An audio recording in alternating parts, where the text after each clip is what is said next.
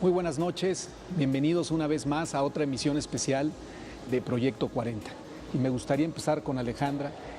¿Hacia dónde nos llevan estos resultados, este momento que estamos viviendo en lo político del país, Alejandra? Creo que va a haber una muy interesante reconformación de fuerzas. Idealmente, si los partidos entran en un verdadero proceso reflexivo, ya terminado el pataleo y el griterío, que entren en un proceso de recomponer sus posiciones, sus procesos para seleccionar candidatos, sus procesos para relacionarse con el ámbito, el árbitro, con las instituciones en torno a las elecciones y sobre todo sus procesos para vincularse con el ciudadano. Hay en todo este griterío sobre impunidad, sobre mapaches, todas las críticas que se dieron después de los procesos electorales del 3 de julio, yo espero que haya una reconsideración en torno al ciudadano, que se respete el voto de los ciudadanos. Con resultados como los que vimos el 3 de julio, yo creo que es clarísimo que el ciudadano se pronunció. Una elección que tiene 10, 15, 30, hasta 40 puntos de diferencia entre el primero y el segundo lugar, no puede ser más que, por más dinero que le hayan metido, no puede ser más que una determinación muy clara de los ciudadanos de que no les están gustando las otras opciones. Entonces yo espero que ahí, para abrir la discusión, haya una reconformación sobre la postura de los partidos, sobre el reacomodo interno y sobre cuáles son sus estrategias para seguir ya encaminados hacia el 2012, Luis Armando. Contundente, Alejandra, contundente. Carlos, ¿cómo se reacomodan los partidos? Pues el PRI no tiene nada que reacomodar, tiene que seguir haciendo lo que está haciendo. Si sacó 40 puntos de ventaja, pues para ellos la elección es muy clara, lo que estamos haciendo lo estamos haciendo bien. Sale fortalecido Enrique Peña Nieto, sale fortalecido una forma de hacer política desde las entidades. Pues yo creo que la pregunta es para los del otro lado. Yo creo que este es el escenario que quisieron evitar en el 2010 cuando armaron la estrategia de las alianzas. Muy criticada, muy complicada, pero les evitó un escenario como este hace 12 meses. Si no hubiera habido alianzas, hubieran sido barridos, no en 3 entidades, sino en 11. Yo creo que la gran pregunta que se van a tener que armar es, ¿vamos a poder solos? ¿Vamos a poder con nuestros candidatos? ¿Vamos a poder con nuestra capacidad de interlocución con la sociedad? El Estado de México es una pieza pues, que habría que estudiarla como cómo manejar mal todo. Lo manejaron mal todo. No solo porque no se fueron por el lado de la alianza, que a lo mejor les hubiera dado un poco más de fuerza, sino porque escogieron a candidatos, veamos el caso del PAN, un candidato que ya le había ido mal en otra ocasión, que puede ser una buena persona, pero no prende, no representa, no jala. Y un Alejandro Encinas que desperdició su capital político en una aventura donde ahora con qué cara pretende venir a decirnos el PRD que tiene una capacidad de interlocución en la zona metropolitana. Incluso se pone en riesgo, en duda, la capacidad del PRD en la Ciudad de México. Ahorita es la primera elección del Estado de México donde el candidato y ahora gobernador electo, o que próximamente cuando se cumplan los plazos legales, Erubiel, es de la zona metropolitana y va a tener un impacto en la propia Ciudad de México. Muy bien, Carlos. Raimundo, ¿cómo se reacomodan los partidos? Yo creo que lo que hay que observar muchísimo es en el PAN y en el PRD, coincido plenamente con Carlos. Me parece que en la parte del PAN se da una ruptura hacia el interior en términos de quiénes son los precandidatos más afines a la presidencia de la República y quiénes son los candidatos que están jugando por la parte independiente, que es lo que va a generar una disputa por el relevo que tiene que haber en el PAN de la dirigencia, porque ha sido un fracaso esta jornada electoral del 3 de julio en términos de propuesta, en términos de estrategia, en términos de cómo se presentan frente a la sociedad que lo manejaba Alejandra. Perdieron a los jóvenes por completo, perdieron también, toda la inyección que hubo en política social no les funcionó. En el caso del PRD me parece que es muchísimo más delicado, porque no tienen la fuerza individualmente sus grandes protagonistas para poder entrar en una competencia real en las próximas elecciones presidenciales, y como lo han planteado Andrés Manuel López Obrador y particularmente Marcelo Ebrard, si van divididos irán seguramente al matadero, pero el PRD se ha convertido en un rehén de Andrés Manuel López Obrador, y Andrés Manuel López Obrador se ha vaciado cada vez más de perredismo y se ha imbuido no en el petismo del Partido del Trabajo, sino que se ha apropiado del PT como una bandera. Andrés Manuel López Obrador necesita para el 2012 una franquicia, un partido. El PRD necesita un candidato para el 2012, pero no pueden seguir en esta dicotomía donde haya continuamente un conflicto en la izquierda. Y me parecería que esta crisis tan terrible que está viviendo el PRD en materia electoral, pues puede ser su gran oportunidad de una vez para establecer la división entre PT y PRD y ya adelantar y procesar velozmente la sucesión, la candidatura presidencial del PRD o de la izquierda en su conjunto. Jorge, el gran perdedor, el PRD. Tanto el PAN como el PRD son grandes perdedores. Como decía Carlos, el PRI lo que tiene que hacer es administrar tiempos y espacios. Hasta la elección de dentro de un año tiene un proceso que se le han dado bien las cosas, ha trabajado bien. Yo creo que el PRI tiene que trabajar más en sus propuestas. Tiene un buen espacio, ya tiene un candidato definido, entonces tiene un buen espacio de tiempo para avanzar aún más en sus propuestas, para que sea más claro, aunque no lo dice Peña, lo dice Beltrones, bueno, ¿para qué queremos el poder? Creo que es un buen momento para poder hacerlo. El PAN y el PRD están en una situación, como decía también Raimundo, como decía Alejandra, Carlos, muy compleja, muy difícil. En el caso del PAN tienen que definir ya un esquema de candidatura, no pueden seguir teniendo 7 precandidatos, no pueden repetir el fenómeno Bravo Mena. Bravo Mena es un muy buen hombre, es un hombre que ha trabajado, fue presidente del partido, pero el PAN no se puede dar el lujo de tener en el Estado de México 13% de los votos. Y no se puede dar el lujo de repetir eso a nivel nacional. Yo creo que muy rápidamente el PAN tiene que quedar por lo menos 2, como mucho 3 precandidatos, tienen que definir en el gabinete a quién quieren, tienen que confrontarlo y tienen que buscar candidatos competitivos dentro o fuera del gabinete.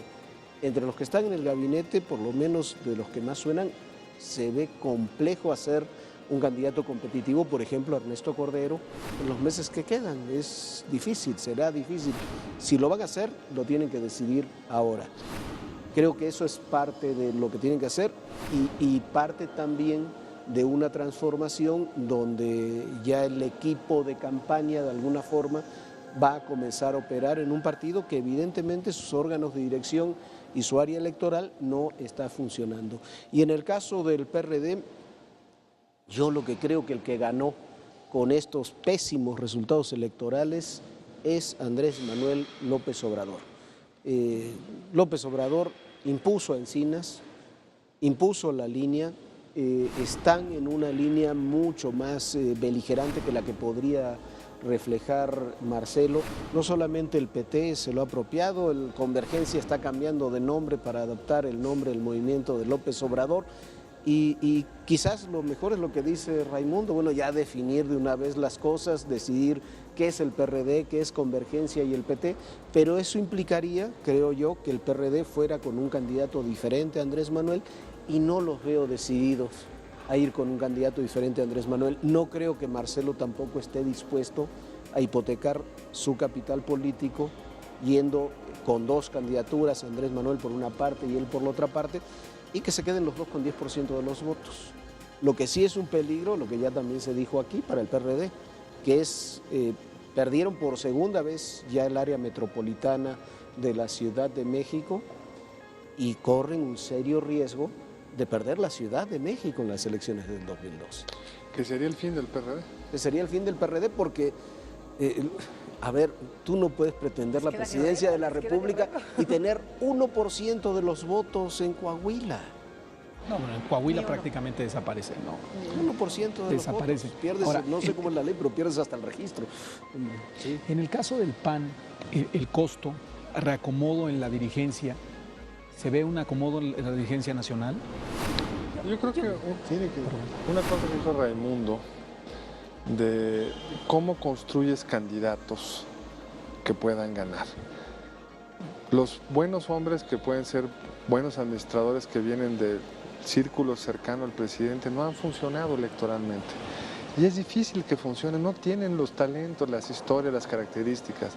Tengo la impresión que el presidente se proyecta un poco en Cordero y dice, pues si Cordero está como yo estaba hace 6 años, ¿por qué no va a poder él? Pero es muy distinto. López Obrador era un candidato más fácil dentro de todo derrotar, porque hizo muchos errores. Y no había PRI en ese entonces. Peña Nieto es un candidato complejísimo. Pero además, la historia personal de Felipe Electoral es un hombre que gana elecciones. Cordero no se ha presentado una sola. Entonces van a tener que salirse del área de la administración, no tratar de imponer desde los pinos, dejar que haya un cierto juego, que se vaya viendo quién vuela dentro del círculo que va a elegir, que es el panismo, porque si no se corren el riesgo de tener un Bravo Mena en la elección presidencial. No es fácil construir una candidatura ahorita, como decía Jorge, pero hay suficiente tiempo si lo escogen bien para hacer algo más competitivo. Ahora tienen pocas cartas. Pero tienen que tener un candidato competitivo, candidato o candidata competitivo. O sea, no puedes comenzar a crear, o sea, Bravo Mena, aunque hubieras tenido 6 años más, no lo haces un candidato competitivo para el Estado de México. Y yo creo que eso es lo que también tienen que analizar en el PAN, ver, bueno, quiénes son de los 7 que tienen, cuáles son los 2 o 3 que son realmente competitivos, que pueden dar competencia y sobre esos trabajar, no pueden dilapidar tiempo ya. Y lo están dilapidando. Con los tiempos que hay ahorita, creo que está clarísimo que todos los partidos tienen que asumir su costo al no tomar decisiones, ¿no?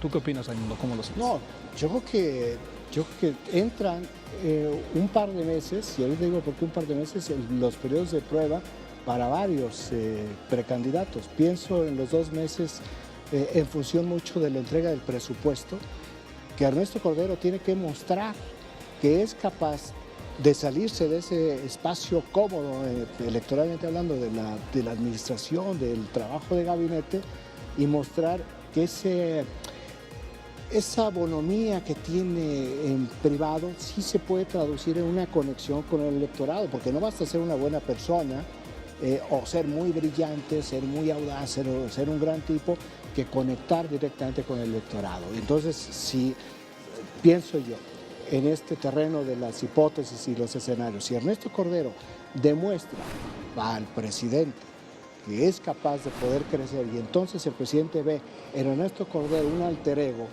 pero que pueda tener alas, pues Ernesto Cordero tendrá que ser arropado y una vez arropado, dando ese tipo de posibilidades de crecimiento, entonces ya ir todos los recursos políticos que puede tener el presidente de la República, que puede tener el PAN, que puede tener a través de este despliegue de delegados federales en el país, pues sí, tratar de elevarlo antes de octubre, noviembre, que es cuando se definirá la candidatura presidencial del PRI, que será un mero trámite. Pero hay un punto ahí muy importante, no puedes negociar el presupuesto y ser precandidato. Por eso pienso tienes que decidir Lo que antes. sucede Hay es que quienes ya el una presupuesto fecha de lo tiene tiempo que presentar en totalmente septiembre. Por eso pienso en el horizonte de Pero septiembre. mucho antes, porque Tiene- la en negociación septiembre es el presupuestal no es en presupuesto, claro. septiembre, la negociación empieza antes.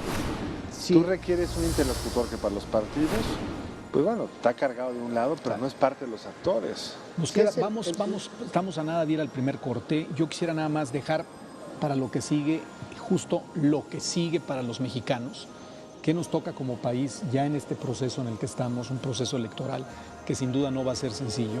Y a mí me gustaría cerrar contigo, Alejandra. Yo creo que hay un fenómeno, y me agarro un poco de esta discusión sobre el PAN, y yo creo que ese es el reto para el PAN y para el resto de los partidos, y por ende, como sociedad, hacia dónde nos vamos a tener que mover.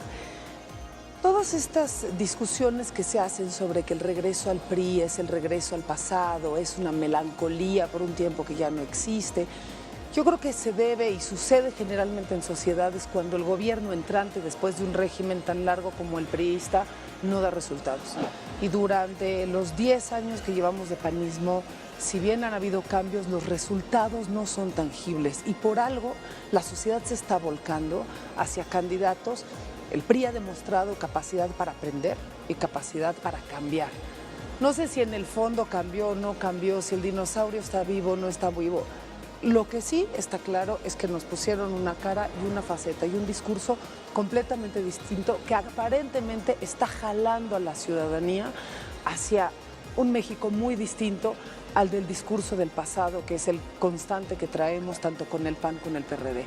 En este sentido, el PAN tiene que discutir muy claramente si define un candidato capaz de generar un discurso nuevo y yo te diría incluso capaz de distanciarse del discurso del presidente de la República. Ahí Cordero tiene un problema muy fuerte. Tienes el tema de la violencia encima, donde la estrategia de guerra, por más que la defiendan, es profundamente cuestionada. Creo que ese es un tema muy importante.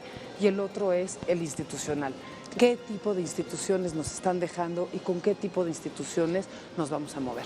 Seguimos en este debate de ideas en torno al derecho a la tolerancia, el derecho al respeto, en función de este marco de pláticas que hemos tenido. Y bueno, y siguiendo con el debate que habíamos quedado en que, ¿qué es lo que sigue? Y bueno, lo que sigue de cara al ciudadano, creo que hay dos temas fundamentales: el tema de la seguridad, por un lado, el tema del árbitro electoral, por el otro. Así que, Raimundo. Mira, el tema de la seguridad es algo que a mí me genera todavía muchas dudas. No termino yo todavía de pensarlo, porque solamente pensando en el Estado de México, las encuestas de salida reflejaron que el ciudadano realmente no tomó la seguridad como un índice, como uno de los valores importantes en el voto. Ahora, no está claro si no tomó la seguridad en función del contexto nacional de la seguridad o del problema local netamente de la seguridad. Lo que sí me parece es que no se convirtió en un factor determinante. Me parece que este tema de la seguridad va a depender fundamentalmente de cómo responden los partidos de oposición al discurso presidencial. Entonces, si estamos pensando en la seguridad como un factor o como un detonante de voto o de inhibición de voto, de cambio de voto, pues me parecería que el gobierno federal hacia el final de año o principio de la campaña electoral va a poder estar reclamando la victoria en la lucha contra el narcotráfico, porque al mismo tiempo ha ido transfiriendo el tema de la violencia al marco, o lo ha ido encuadrando en el tema de la inseguridad pública. Y si nosotros vemos también el discurso del gobierno, la inseguridad pública está siendo adjudicada a los gobiernos locales. De ahí que digan el 93% de los delitos en este país no son de índole federal, son de los gobiernos locales. Entonces, si la oposición al partido en el poder no articula un discurso sólido que establezca, que pueda explicar bien los matices y que pueda contrarrestar esta carga política que está inyectando el discurso del gobierno federal, me temo que el tema de la inseguridad que hoy vemos que va a afectar al gobierno federal puede ir contraproducente a otros partidos. Gracias, Raimundo. Jorge. Coincidiendo en buena medida con lo que dice Raimundo, creo que el tema de la seguridad hasta ahora en las elecciones locales no ha afectado. Tamaulipas sí bajó la participación, pero Egidio Torres sacó el 63-64% de los votos que iba a sacar Rodolfo Torres. No sucedió nada. En Guerrero es otro desastre, como es Tamaulipas en términos de seguridad, y Ángel Eladio Aguirre terminó ganando unas elecciones después de una gestión muy mala, sobre todo en términos de seguridad, de Seferino Torreblanca. Lo mismo está ocurriendo ahora en la comarca lagunera, que está muy mal en términos de seguridad. No vimos que avanzara en forma importante el PAN contra Coahuila, y en el norte de Coahuila, en Coahuila en general, ganó el PRI en todos los lugares. En el área metropolitana, que hay problemas gravísimos de seguridad en los municipios Ecatepec, Nezahualcóyotl, Chalco, la gente terminó votando. Yo creo que va a ocurrir en parte lo que dice Raimundo. ¿Qué nos dice esto de los ciudadanos? ¿Perdón? ¿Qué nos dice esto del ciudadano? El ciudadano, yo coincido con lo que decía Alejandra, está mirando hacia adelante y está sacando menores conclusiones sobre las acusaciones del pasado. El tema de seguridad quizás va a haber una lucha en términos federales si se le revierte o no al presidente o a quien sea el candidato panista que va a tener que defender la estrategia de seguridad. Puede tener logros, van 21 de 37 hasta ahora. Si se captura o no al Chapo Guzmán es una pieza importantísima, o Heriberto Lascano, de este ajedrez, pero yo creo que la gente lo que está pidiendo y está votando son por tener una perspectiva diferente. Por eso el tema de la seguridad, siendo tan importante, a la hora de votar no está definiendo candidaturas, salvo que nos encontremos con candidatos evidentemente relacionados con el narcotráfico. Claro. Me llamó la atención, un poco en relación también a lo que decía Raimundo, en una entrevista que tuve oportunidad de hacerle al presidente hace algunos días, que el presidente dijera que él veía en riesgo las elecciones del 2012 por la violencia del narcotráfico, recordando el caso de Rodolfo Torre. Eso sí puede alterar la elección, un asesinato político como el de Violencia Rodolfo, política. ¿no? No, bueno, le pasa algo a Peña Nieto y entonces sí estaríamos en muy serios No, problemas. Peña Nieto Incluso, o a Alejandra, cualquiera de los a cualquier candidatos, candidato altera el proceso de la elección. Sí, lo que pasa es que no me queda claro que pudiera pasarle de entrada porque los otros no tienen ni siquiera un candidato claro, ¿no? No, pero el ambiente pero el que se ambiente generaría se en torno a la tensaría. elección sería un ambiente muy Ya lo desafortunado. vivimos hace unos años, ¿no? O sea, sí son las campañas procesos muy complicados de cuidar. Y el asesinato de Luis Donaldo Colosio, en una época donde el control político era mucho más sólido, pues generó toda una serie de ecos que rompieron buena parte de los mecanismos de control que habían. Por eso es más peligroso hoy. Claro. Hoy en día, porque es mucho más volátil, porque inclusive puede no ser necesariamente algo vinculado con la delincuencia organizada, pero disfrazado de Pero se le puede delincuencia adjudicar. organizado, claro. Oye, yo creo que en términos del ciudadano hay otro factor bien importante y retomando lo que tú decías, Ray, hay una narrativa cada vez más clara de parte del gobierno federal y este intento por pasarle los costos a los gobiernos estatales, enfocado yo casi diría con cierto sesgo hacia los gobiernos priistas, también porque es donde más violencia hay y sin embargo no está teniendo una repercusión clara a la hora de los votos, ¿no? O sea, por más que el gobierno federal defina su victoria en términos de agarrar a los grandes capos, yo creo que el ciudadano lo que quiere es poder salir a la calle tranquilo, poder encontrar un empleo y poder seguir con su vida viendo hacia adelante, ¿no? Más allá de si agarraron al Chapo o agarraron al X, Y o Z. Entonces, ese discurso, yo creo que ahí es donde es muy importante el candidato que venga de cualquiera de los tres partidos, tiene que saberse vincular muy bien con el ciudadano en términos de seguridad, de qué está entendiendo el ciudadano por seguridad. Tiene que ver con que el ciudadano pueda llevar su vida a cabo en el día a día. Más allá, porque puedes medir la victoria en términos de grandes capos, pero el número de muertos sigue creciendo, el número de averiguaciones públicas, averiguaciones previas sigue decreciendo, o sea, sigues teniendo un desastre de impunidad donde el ciudadano pues no siente el beneficio de este triunfo de la victoria panista, por así llamarla, ¿no? El triunfo de la guerra. Y eso yo creo que te va a impactar muy fuerte. Ahora, lo que me parece curioso es que en los estados donde el crimen le está pegando más a los ciudadanos en su vida cotidiana, en poder salir a la calle, no el clima de terror que pueden estar viviendo, digamos, los de Acapulco, que es terrible, pero hay otras entidades donde ya tu vida cambió. En todas esas entidades, Tamaulipas, Chihuahua, Coahuila, ahora Nuevo León, Durango, todas esas el PRI ha ganado con mucha comodidad. Cuando sobre todo en Tamaulipas, que lleva tantos años el problema, donde se le podría asignar una mayor responsabilidad al gobierno estatal, porque ahí no es de que se salió de control la extorsión por la guerra contra el narco. Todos sabemos que es un problema, tú lo has escrito, tú también, que lleva muchos años. Y sin embargo, como que los ciudadanos no parecen estarle cobrando esto a los gobiernos locales, se lo están cobrando al gobierno federal por una mezcla probablemente de otras razones, empleo, etcétera, pero no ha sido rentable para el PAN tratar de echarle la culpa al PRI de los problemas de seguridad en estas entidades.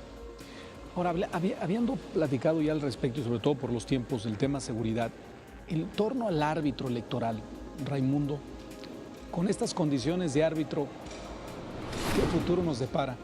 Bueno, es un árbitro que no tiene Mal árbitro. una pierna, ¿no? Llevamos un rezago desde octubre pasado, no rezago, llevamos una violación a la ley porque A la Constitución. no ha habido a la Constitución porque no ha habido 3 consejeros, el nombramiento de 3 consejeros. Esto no depende del IFE, depende del Congreso. Pero hay cosas que dependen del IFE, que claramente dependen del IFE. Pero ahí hay un problema porque se pierden los equilibrios y al perderse los equilibrios entonces no se da una deliberación amplia dentro del Consejo General del IFE, porque yo diría, tenemos que dividir lo que es el IFE. ¿no? Hay un IFE que es un servicio profesional que trabaja muy bien, que no tiene problemas en la organización de elecciones, que ese tipo de trabajo técnico lo realiza perfectamente, y hay un Consejo General del IFE, que es donde estamos metidos en problemas, y particularmente porque es un árbitro que en ocasiones me parece que se entromete en asuntos que no son de su incumbencia.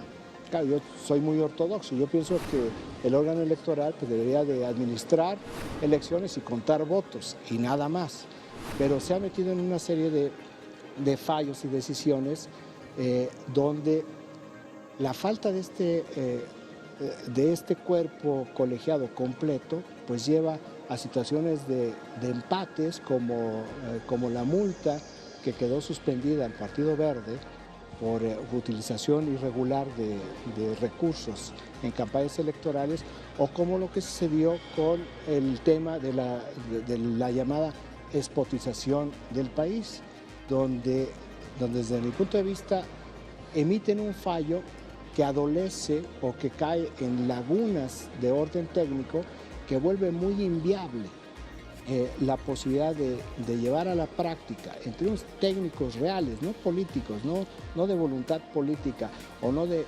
obligatoriedad para las empresas televisoras que tienen que ajustarse a esto, sino problemas reales en materia técnica que hacen imposible prácticamente que esto pueda darse en conformidad con los términos en los cuales está planteado, y que lejos, creo yo, de que esto nos resuelve el problema de los gastos de campaña, de las guerras sucias y del aburrimiento permanente de los spots, lo que va a generar es 40 millones de spots el próximo año en la elección presidencial, que va a ser espantoso para cualquier ciudadano, y que también nos va a generar campañas más costosas, con dinero más irregular, y campañas más sucias en el sentido no de las campañas de contraste que por alguna razón las llama negativas en forma peyorativa, que van a ir circulando de manera viral a través de las redes sociales, como ya lo estamos viendo. Ahora, yo también soy muy ortodoxo, Raimundo. Lo malo es que nuestra Constitución y nuestra ley no lo son. Si la mayor parte de las cosas que el IFE se está metiendo es porque la Constitución se los pide. Luego los congresistas se comprometen a sacar leyes que no sacan, pero la responsabilidad constitucional ahí queda. Entonces, sin menoscabo de algunas de las cosas técnicas que tú has dicho que son muy complicadas, sí hay que hacerse cargo de que los legisladores los han dejado en esas condiciones. No solo que los dejan sin un pie, o sea, como consejo incompleto, sino porque la lógica de esa reforma electoral era de coartar libertades y de hacer un IFE intervencionista. Y luego nos sorprende que el IFE hace su trabajo. A lo mejor lo hace mal, pero eso fue lo que le mandata la Constitución, y el Congreso no le ha regulado, a su entender, como fuera, hasta dónde y cómo. Pero ahí yo creo que hay dos temas, ¿no? Coincidiendo con lo que tú dices, hay un tema fundamental. El IFE no puede reglamentar sobre lo que no le han regulado. Creo que ahí se está extendiendo en sus atribuciones con base, como dices, en una reforma, la del 2007, que tenía la intención de tener un IFE cada vez más intervencionista. Pero yo creo que esa reforma es lo que le ha dado un golpe al IFE terrible, que es el IFE perdió su autonomía real desde el momento que se permitió que se descabezara el IFE, Claro. que se quitara al consejero presidente, bueno, malo, regular, ese era otro tema, que se quitaran a sus consejeros y se fuera una elección más abierta que nunca de consejeros del IFE partidarios. Claro, pero además... Pero tampoco han hecho mucho esfuerzo por corregir la plana, ¿eh? No, lo han hecho mal, pero si hay una obligación constitucional que te van a estar pidiendo los partidos que la hagas valer con los instrumentos que tengan, es peor que no reglamenten ellos. Entonces no pueden hacer nada. Pero a lo mejor No pueden les hacer interesa nada. Ahora, reglamentar. la Carlos, pregunta... estaba como- reglamentado. No, estaba reglamentado para la ley anterior. Entonces tienes un nuevo marco constitucional. Estaba reglamentado, no es verdad. Estaba reglamentado para la ley del 2000, para la elección del 2009. Así funcionó. Por eso. Hicieron un nuevo reglamento para el 2012. Tienes razón, pero en parte porque se dieron cuenta que ese reglamento tenía problemas y los tuvo en el 9. A lo mejor se metieron a peor problema. No quiero entrar a ello, pero sí creo que tenemos que asignarle a los diputados y senadores su parte de la responsabilidad. Los partidos hoy se quejan del IFE, pero ¿quiénes son los diputados y senadores? Los miembros de los partidos. ¿Por qué no nos sacan una ley que resuelva estos temas? Son complicados, sin duda, pero son más complicados aún si se lo dejas a un órgano con estos.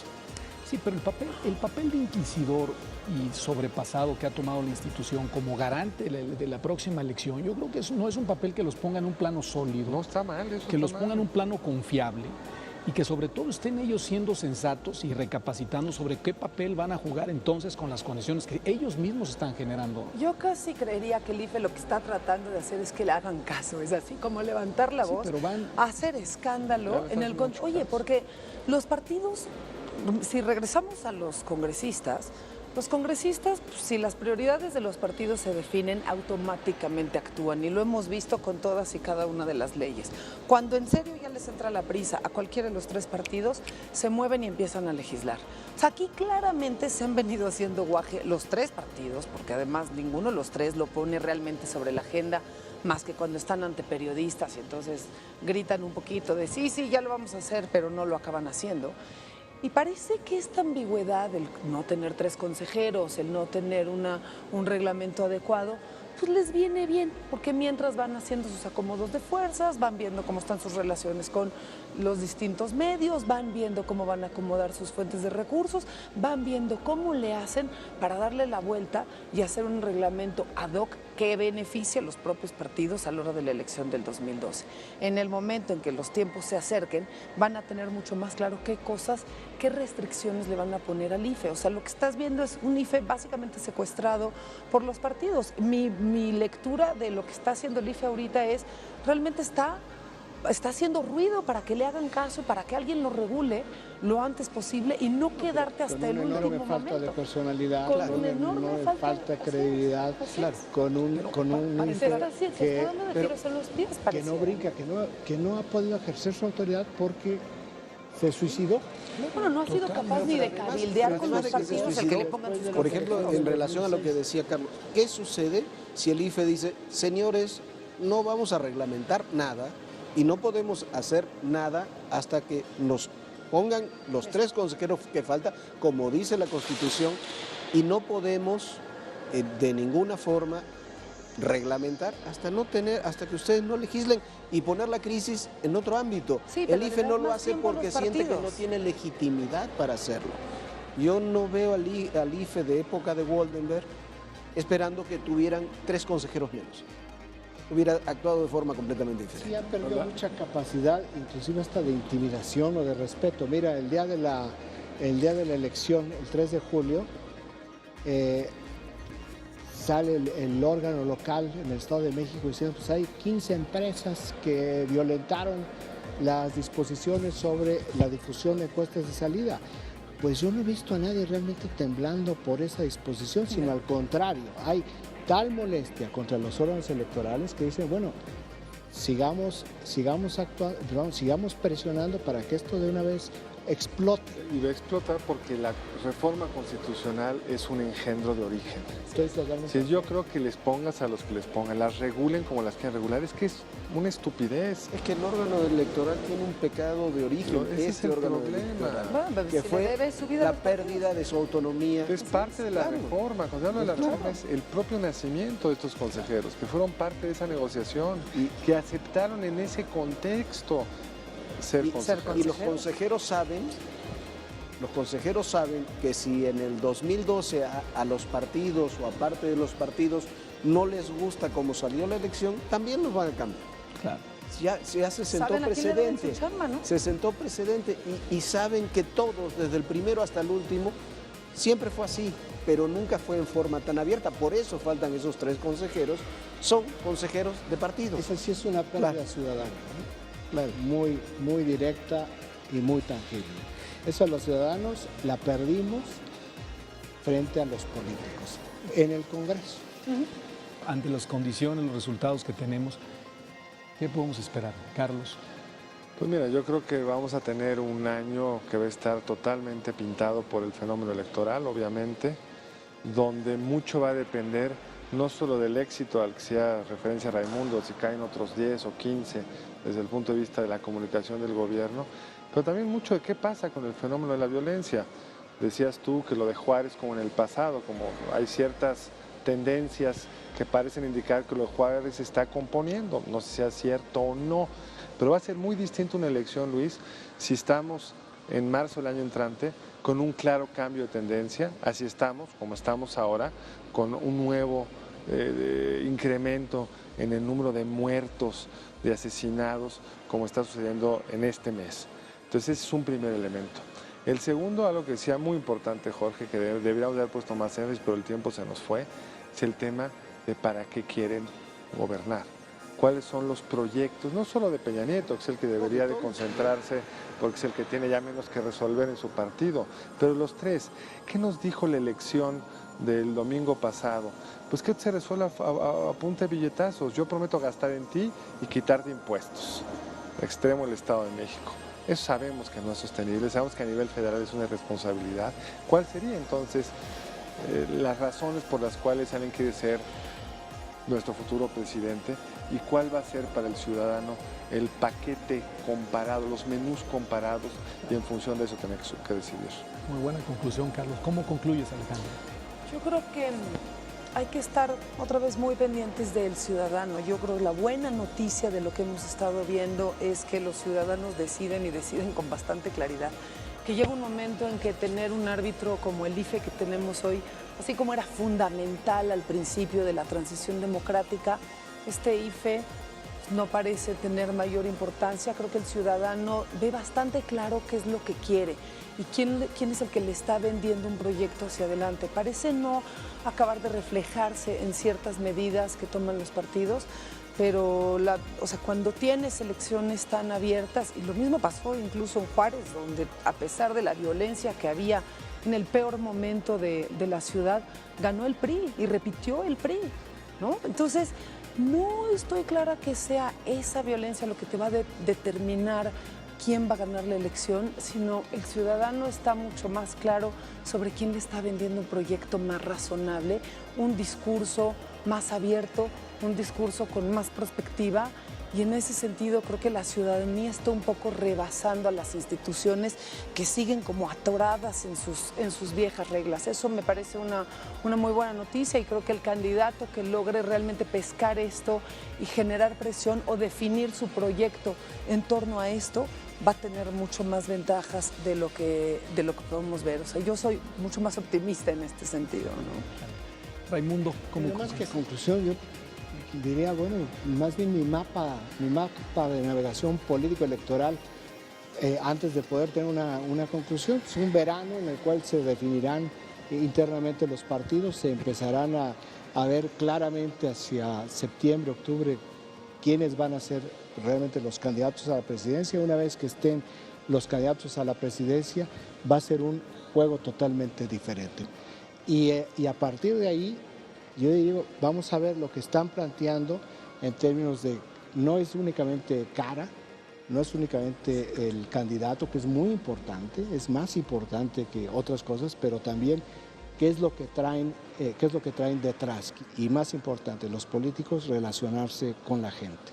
Jorge. Coincidiendo con este último punto, yo creo que va a ser, y con lo que decían Carlos, Alejandra, es muy importante que sepamos para qué quieren el poder los distintos partidos, los distintos candidatos, y ese perfil entre personalidad, esa conjugación entre la personalidad del candidato, su perfil y sus propuestas, creo que nos va a dar mayor claridad sobre lo que viene en el 2012. Sobre el tema de la seguridad me preocupa un punto, no me preocupa la seguridad en sí. Yo creo que lo hemos visto, incluso situaciones como hemos comentado aquí, de mucha inseguridad no está determinando en última instancia cómo va a votar la gente. Quizás el caso de Nuevo León, esto puede ser una excepción por el tipo de reacción que se está generando políticamente en Monterrey particularmente. Creo que el peligro en esto es la violencia política, que sí puede desestabilizar una elección en un clima de mucha violencia. Creo que en términos electorales quizás el problema no son los 40,000 muertos, es que haya un muerto o dos muertos que desestabilicen la elección. El ejemplo de Colombia fue ese. El problema en Colombia hace ya muchos años no fue que hubiera, claro, no fue que hubiera muchos muertos que lo sabía, sino la muerte de Galán, la muerte de Jaramillo, el atentado a Pizarro. Hubo 3 candidatos presidenciales muertos en una misma elección. Entonces eso desestabilizó todo el cuadro electoral y no sabemos hasta el día de hoy, bueno, sí sabemos, pero no sabemos exactamente cuáles fueron las intenciones de esos asesinatos. En un clima de violencia eso puede ocurrir, eso es lo que me preocupa. Y en términos del IFE, sí, coincido con Alejandra, es cada vez menos importante porque esta elección fue abierta. Si estas elecciones, Estado de México, por ejemplo, se hubieran definido por 0.56% de los votos, por un puñado de votos, hoy estaríamos en un escándalo. Sí. Y me preocupa la elección presidencial del 2012 si se comienza a cerrar, porque el IFE no tiene los instrumentos, no tiene las capacidades, creo yo, personales que tuvo en el pasado, y también tiene una ley electoral a partir de la reforma de 2007 que parece dar todos los argumentos para complejizar las elecciones y no solucionar los problemas. Claro. Bueno, se nos acabó el tiempo. Yo creo que ha sido una magnífica charla donde hemos podido todos exponer nuestras ideas sobre temas tan relevantes como lo que es lo que sigue. Y bueno, pues le queremos dar las gracias a nuestro auditorio que nos siguió y dar las gracias al Museo de la Memoria y la Tolerancia por haber sido nuestro anfitrión una vez más. Muchas gracias, muy buenas noches.